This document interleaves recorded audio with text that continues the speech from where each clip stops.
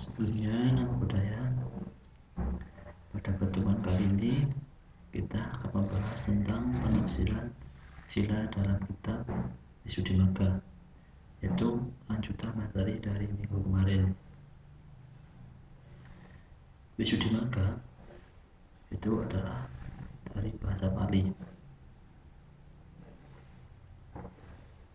Visuddhimagga itu berarti adalah jalan pemurnian atau jalan kesucian. Nah, kitab ini itu ditulis oleh Buddhaghosa atau seorang biku yang bernama Buddhaghosa.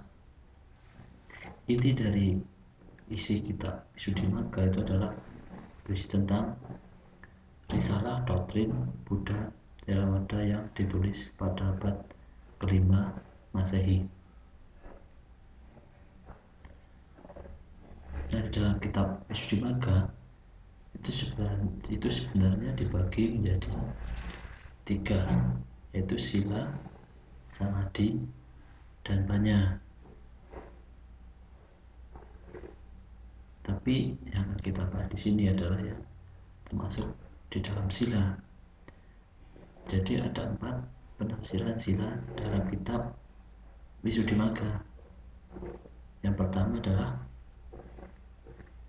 cetana atau sikap batin atau kehendak.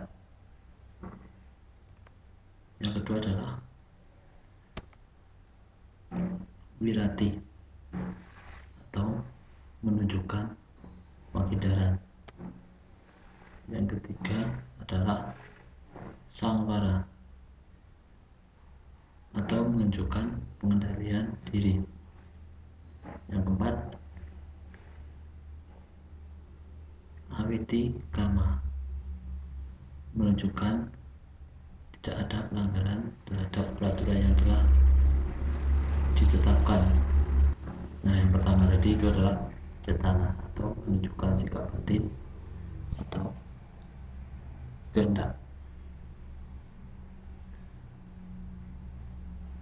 Walaupun moralitas seseorang dapat dilihat dari ucapan dan perbuatannya, namun sila dikatakan sebagai sikap batin atau kehendak karena ucapan dan perbuatan yang dilakukan selalu didahului oleh niat di dalam pikiran kita. Jadi semua perbuatan kita itu pasti diawali dengan niat kita di dalam pikiran, baik jahat maupun buruk. Makanya kita harus berlatih untuk menjaga pikiran kita untuk selalu berpikir yang positif. Nah, yang kedua adalah wirati, menunjukkan penghindaran. Itu ada 4 yang termasuk wirati, yaitu kemampuan seorang untuk menghindarkan diri dari 3 hal. Kemampuan seorang untuk menghindarkan diri dari 3 hal. Jadi orang yang memiliki wirati itu dia akan mampu melakukan 3 hal ini, yaitu yang pertama, ucapan tidak benar dengan cara mengembangkan ucapan yang benar atau sama waca. Yang kedua, perbuatan tidak benar dengan cara melakukan perbuatan yang benar atau sama kamanta. Yang ketiga, penghidupan tidak benar dengan cara menjalankan penghidupan yang benar. Itu adalah 3 kemampuan seseorang untuk menghindarkan ini atau wirati ini. Nah, penafsiran yang ketiga itu adalah samvara atau menunjukkan pengendalian diri. Di sini ada 5 yang termasuk samvara atau ada 5 macam pengendalian diri. Yang pertama adalah pengendalian diri dengan peraturan kebekuan atau patimokkha samvara. Itu maksudnya adalah menjalankan peraturan kebikuan dengan baik. Jadi yang dimaksud di sini itu adalah menjalankan peraturan para biku yang biasanya dilakukan oleh para biku. Tuh, sebenarnya kita boleh melakukan peraturan para biku, tapi untuk umat biasa seperti kita itu susah. Nah, itu adalah sangwara yang pertama. Yang kedua adalah pengendalian diri dengan perhatian murni atau sati samwara, yaitu adalah pengendalian panca indera agar tidak terserang kekotoran mental atau kekotoran batin yang dapat mengakibatkan terjadinya perbuatan yang tidak baik. Contohnya, pada saat mata melihat hal yang indah tidak timbul keserakahan. Tuh. Atau bisa juga dicontohkan dengan misalnya ketika kita sedang melakukan sesuatu, itu perhatian kita itu fokus pada hal tersebut, tidak memikirkan yang lain. Itu berarti kita udah melakukan sati samwara. Terus yang ketiga itu adalah pengendalian diri dengan pengetahuan atau nyana samwara, yaitu perhitungan dalam menggunakan kebutuhan atau perhitungan dalam menggunakan segala sesuatu. Contohnya ketika kita mau makan, dalam agama Buddha itu kan ada perhitungan sebelum kita makan. Itu juga ada perhitungan setelah kita makan.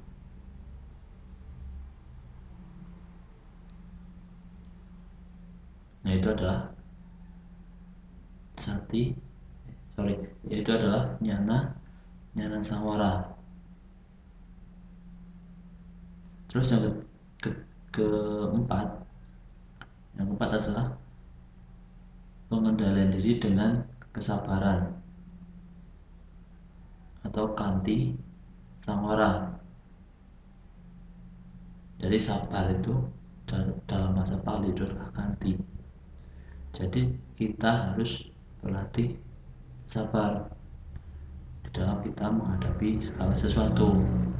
Misalnya ketika kita sedang mengantri, kita harus sabar. Ketika ada teman yang menjelek-jelekan kita, itu kita harus sabar.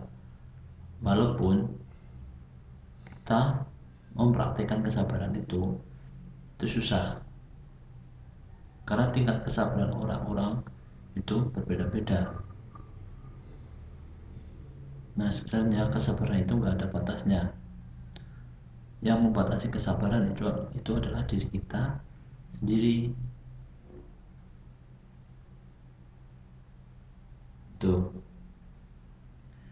Terus yang keempat, terus yang kelima itu adalah pengendalian diri dengan semangat atau wirya samwara, yaitu adalah mengarahkan semangat untuk menghindari atau menghentikan kekotoran batin dan semangat untuk mempertahankan serta mengembangkan perbuatan baik yang sudah ada.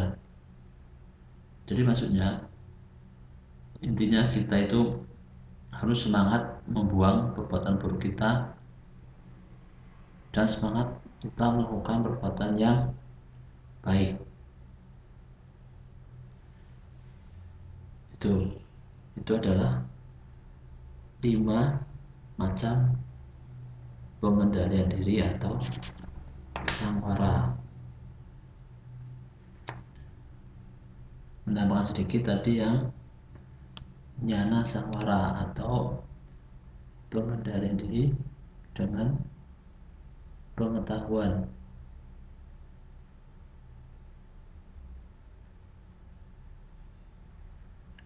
Itu adalah tadi dicontohkan perlindungan kita terhadap makan.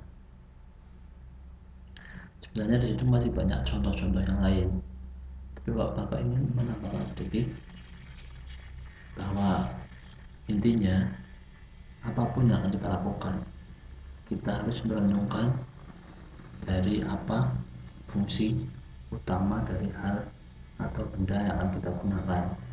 Misalnya pulpen, kita harus bisa mengerti kalau pulpen itu benar-benar digunakan untuk menulis, bukan untuk hal yang lain. Tuh. Terus penafsiran moralitas yang keempat itu adalah menunjukkan tiada pelanggaran peraturan yang telah ditetapkan, atau bahasa palingnya awitikama, yaitu tidak melakukan pelanggaran melalui perbuatan atau ucapan terhadap peraturan yang sedang dijalani.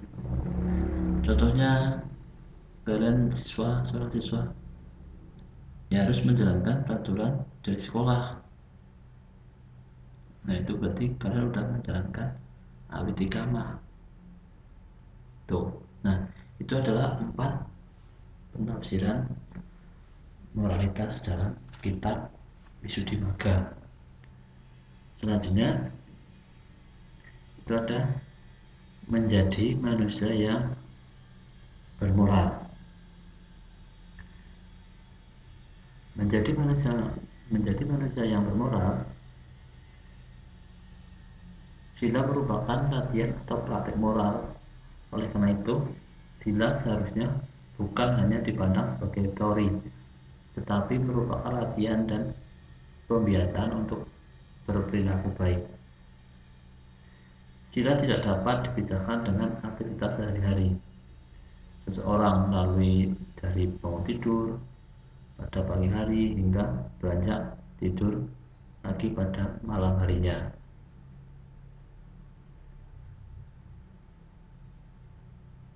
Manusia bermoral berarti manusia yang mempraktikkan nilai-nilai moralitas, bukan sekedar manusia yang mengerti tentang nilai-nilai moralitas. Jadi intinya kita harus praktek melakukan, bukan cuma mengerti teorinya aja. Tuh. Ucapan dan perbuatan apapun yang dilakukan merupakan cerminan dari moralitas. Oleh karena itu, untuk menjadi manusia bermoral, orang setiap saat harus mengendalikan ucapan dan perbuatan. Jadi intinya, untuk menjadi manusia yang bermoral, itu kita harus mampu mengendalikan ucapan dan perbuatannya. Kalau ucapan kita baik, pikiran kita baik, perbuatan kita baik, itu kita bisa dikatakan orang yang memiliki moral atau orang yang bermoral. Tuh. Tapi juga ada orang yang hanya bermoralitas semu, atau ada orang hanya bermoralitas semu. Maksud itu, ia hanya mengendalikan ucapan dan perbuatan saat berhadapan dengan banyak orang atau berhadapan dengan orang yang disegani. Contohnya, seseorang anak yang hanya bersikap sopan di hadapan para guru di sekolah, tetapi sikap itu jarang ia tunjukkan ketika berada di lingkungan keluarga atau pergaulannya di masyarakat. Itu adalah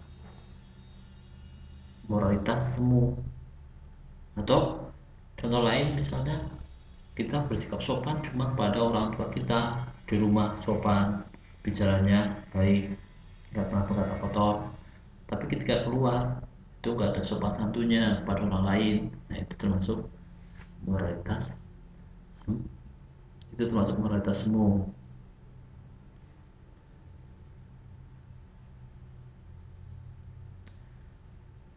Nah, ucapan dan tingkah laku seseorang pada umumnya meniru dari yang sering didengar, dilihat oleh orang tersebut. Apa yang diucapkan dan dilakukan merupakan cerminan dari apa yang sering didengar dan dilihat.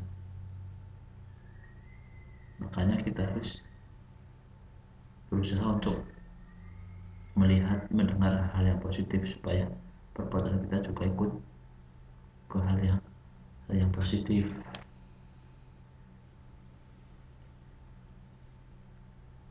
Begitu juga dengan ucapan kita, sama aja. Apa yang diucapkan dan dilakukan juga akan tercermin pada ucapan dan perbuatan orang-orang di sekitarnya. Tuh.